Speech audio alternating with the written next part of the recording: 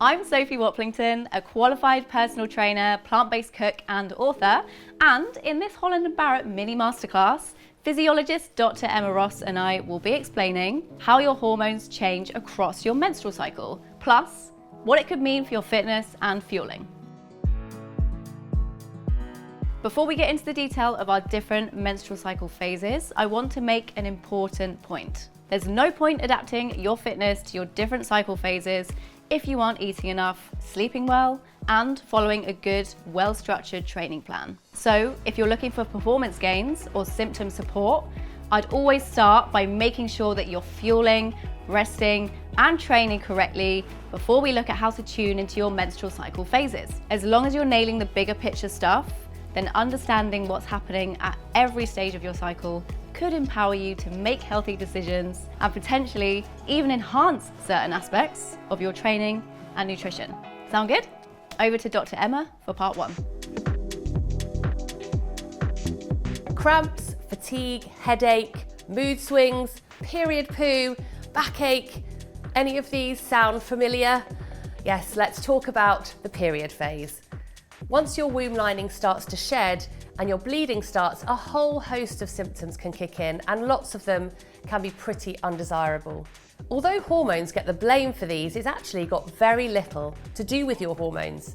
Estrogen and progesterone have pretty much flatlined, so a lot of the cramps are down to a group of chemicals called prostaglandins. We need prostaglandins to help muscles in the uterus contract during our period, but higher levels can make contractions become intense, and that's what can cause cramps and pain. Annoyingly, these period-inducing chemicals can also affect other areas of your body, leading to backache, nausea, diarrhea, and fatigue. How I feel during my period can vary month to month. So as a precautionary basis, to ensure I'm hitting all my sessions, I either front or backload my higher intensity sessions around the day I'm due to be starting my bleed. That means I might swap my strength session for my scheduled rest day or a restorative yoga session if I'm due on that day. During this phase, metabolism is elevated, and personally, I find hunger can often strike at inconvenient times. So I will always pack an energy bar, ball, or a few dates to snack on to avoid unwanted energy crashes. I make sure I'm always training in a fed state, as usual, refueling effectively with carbs and protein, and prioritizing iron-rich foods like legumes, nuts and seeds, whole grains, and consuming these with a good source of vitamin C, like citrus or bell pepper, to maximize nutrient absorption. If you're not plant-based, sustainably sourced meat or fish provide plenty of iron too. I always advise a food-first approach, and I love Soph's approach to nutrition. But if you're really suffering with PMS or period symptoms, or you're super busy and finding it hard to eat a balanced diet, there are a couple of supplements that I would really recommend taking across your whole cycle: omega-3, zinc, and magnesium. Studies have shown that fish oil supplements that are rich in omega-3 could reduce period pain by up to 30%. Zinc may help to reduce inflammation and balance out blood sugar levels, and magnesium supplements could help take the edge off PMS and menstrual migraines. Supplements don't always have an effect immediately, so I recommend using them for 3 months to see if they can help with your cycle symptoms. The feisty and fabulous follicular phase. This kicks in right after your period and is characterised by a gradual rise in the go-get-em hormone estrogen. Thanks to this uplift and the way that estrogen boosts your feel-good hormone serotonin, you'll often feel more positive and confident. And when it comes to your workouts, more motivated to hit the gym. When it comes to strength training and muscle adaptation, it's also a really interesting time. According to one study, by putting the bulk of your strength work during your follicular phase, you can build up to 15% more strength than if you were to spread your strength training evenly across the month. I love the science of muscle adaptation during your follicular phase, and it might be worth trying, if it feels right for you, to push your strength at this point in your cycle. If you don't yet resistance train, now is a really good time to start. And if you're not sure on how to get started, a body pump class or a session with a PT is a great starting point. Just make sure that you're fueling your sessions, eating your carbs before and replenishing with a carbohydrate and protein-rich meal afterwards. Now, my big watch out.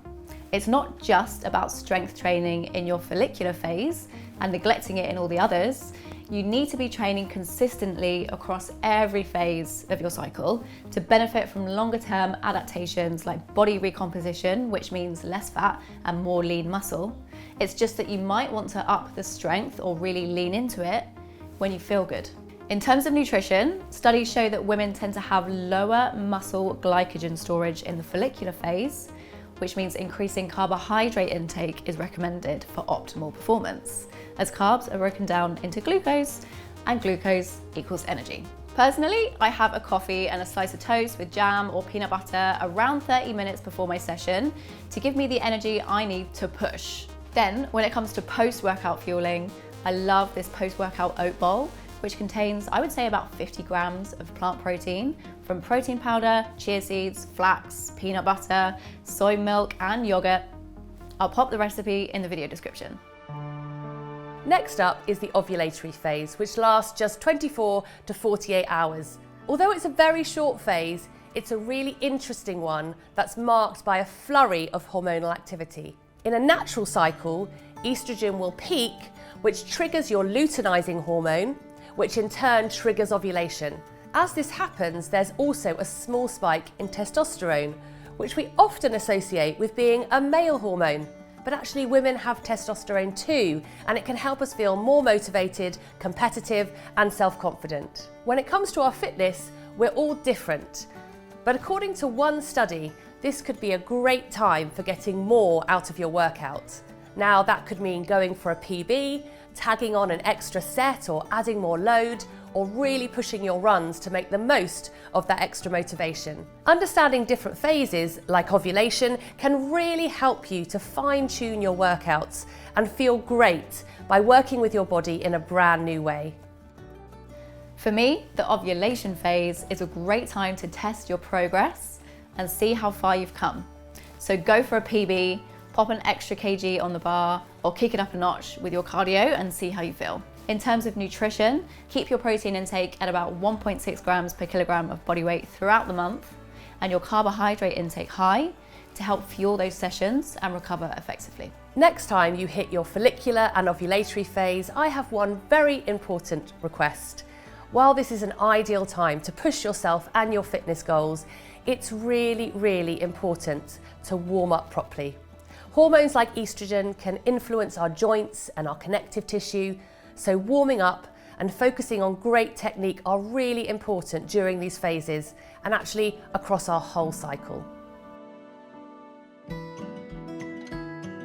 Because of the hormone changes that take place across the luteal phase, it's often helpful to divide it up into two sections, the mid-luteal phase and the late luteal phase. In the first part of the luteal phase, we see a rise in progesterone, which takes over as the dominant hormone. People call it the rest and nest hormone because it signals a real change of pace, with some people feeling more chilled, relaxed, and anxiety-free as a result. When it comes to exercise, there are two potential benefits progesterone offers us during this phase. First up, you may find your muscles work longer without getting tired. And added to this, emerging research suggests that your body is more likely to burn fat rather than glucose as its main energy source.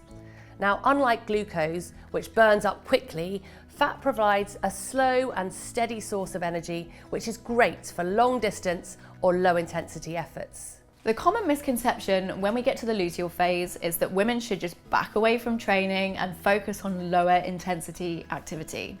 It's important to note that we are all so different and every cycle we have is different. So here, I would urge you to listen to your body and take note of how you as an individual feels. If you feel like you can go further or do more, lean into that. Or if you're feeling more tired and sluggish, try switching around your sessions from a higher intensity to a lower one, or do a deload. The most important factor is your activity status and overall nutrition.